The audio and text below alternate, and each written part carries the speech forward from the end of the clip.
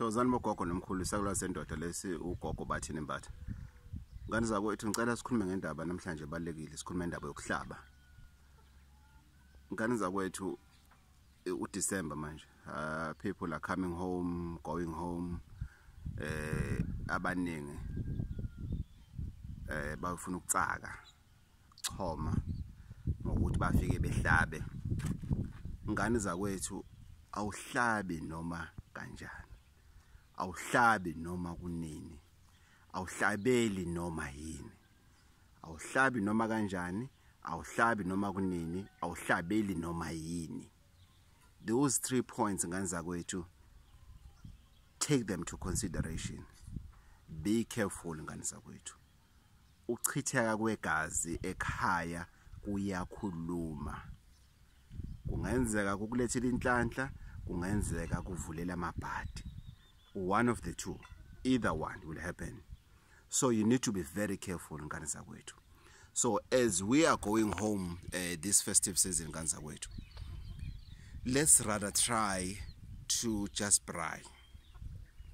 Uyakwazi ukwenza isithebe sokuthi ufikile ekhaya, uvalile emsebenzini, uzophumula through braai only.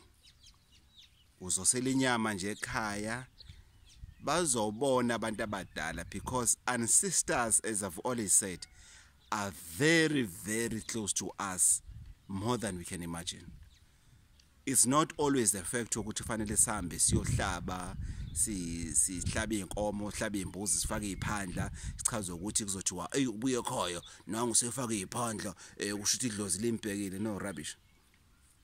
Kwesinye isikhathi usuke uhlabela isitha sedlozi, kwesinye isikhathi usuke uhlabela amahala.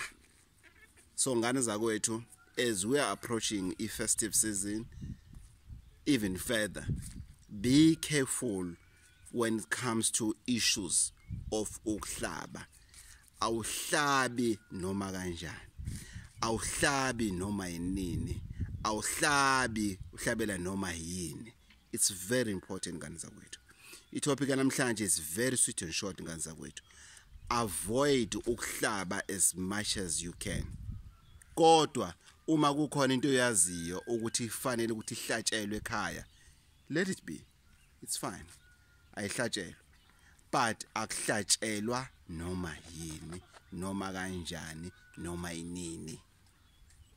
Ibraai ukosa nje inyama ekhaya kukodwa, abakini bazokwazi ukuzwa. Ugaya njena umqombothi, abakini bazokwazi ukwamukela lokho. Even if umqombothi wakho ngawushisela ngempepho, akuyona yonke into efuna ukuphahlela, akuyona into efuna ukuthi uyizwe emsamo uzwe iphahlela. So ngane zakwethu, please pay attention. Awuhlabi noma kanjani malutho.